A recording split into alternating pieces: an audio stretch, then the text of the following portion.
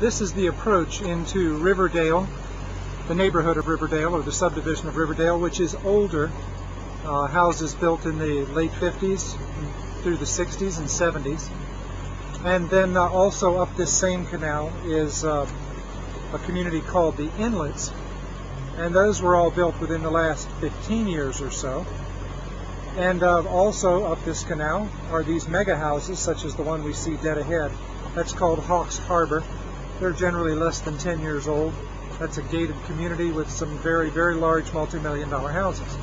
So all of this is up the canal, coming off the Manatee River, into this Riverdale set of canals.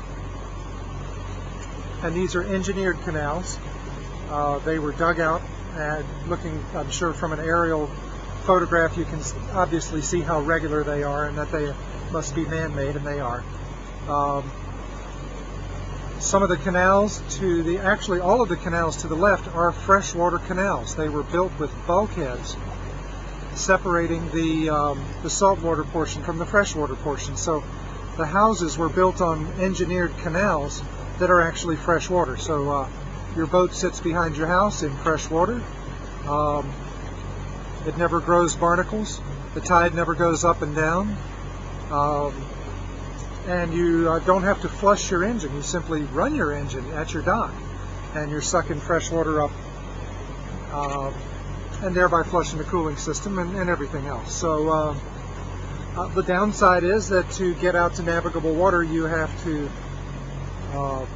put your boat in a lift, and every canal has a lift at the end of it, a lift house. Capacity 25,000 pounds. Some of them, I don't know if they're all that heavy, but that'll accommodate a pretty doggone big powerboat. No sailboats, obviously, because there's a roof overhead of the house, and you'd have to take your mast down. Not to say you couldn't, but most people probably wouldn't. So, so that's the Inlets. The Inlets has some freshwater canals and some saltwater canals, and a very, very few houses have both. They sit on a corner lot, in a sense, with a saltwater canal going down the x-axis and a freshwater canal down the y-axis, and they're pretty cool.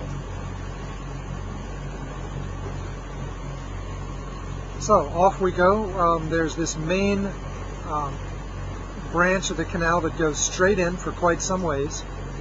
To get in and out is less than 10 minutes, not counting the little side trip up your side canal, your side street, if you will, wherever that is. And here's one of the boathouses belonging to the Inlets. The Inlets is has a homeowners association. You have to pay dues. Part of your dues maintains these boathouses, of which there are, I guess about 6. Very cool with the Key West design, and you can see that there are massive rails up high, just under the eaves, and they are carrying a rolling gantry and slings to pick the boat up. To pick the boat up in salt water, roll it by hand, just pull it on the ball bearings right into the freshwater canal, plop it in. Sounds easy.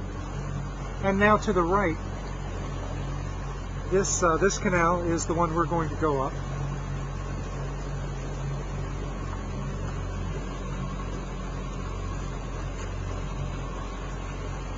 This one goes up into Riverdale, one of the older neighborhoods.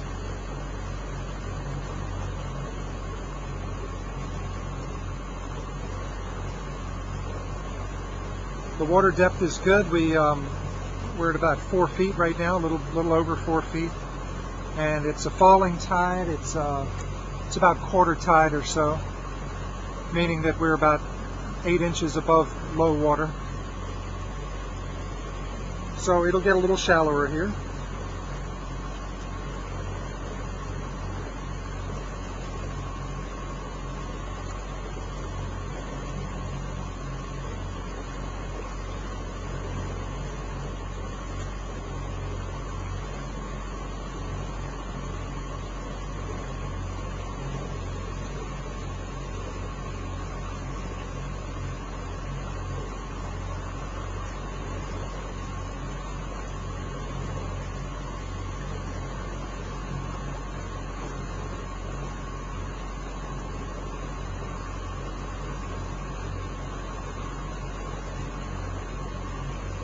Now the reason that we're not seeing any houses on the right-hand side of the waterway is that that's a development in progress.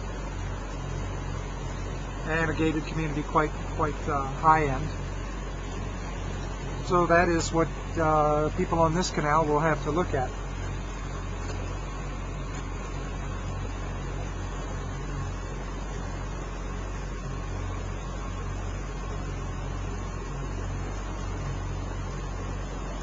Now a lot of communities, especially in Sarasota, will not allow you to have a boathouse.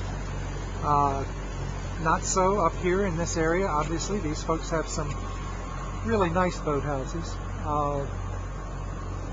I guess they get away with it because these aren't permanent structures, they're canvas. And that's good, I guess, when the hurricane comes and blows them away. They're easy to put back up. Now this house is elevated above base flood elevation. That's probably a later model house. All of his equipment, AC, machinery is well above flood zone.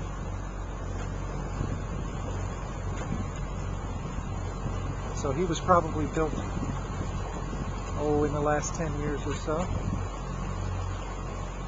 The house next door, of course,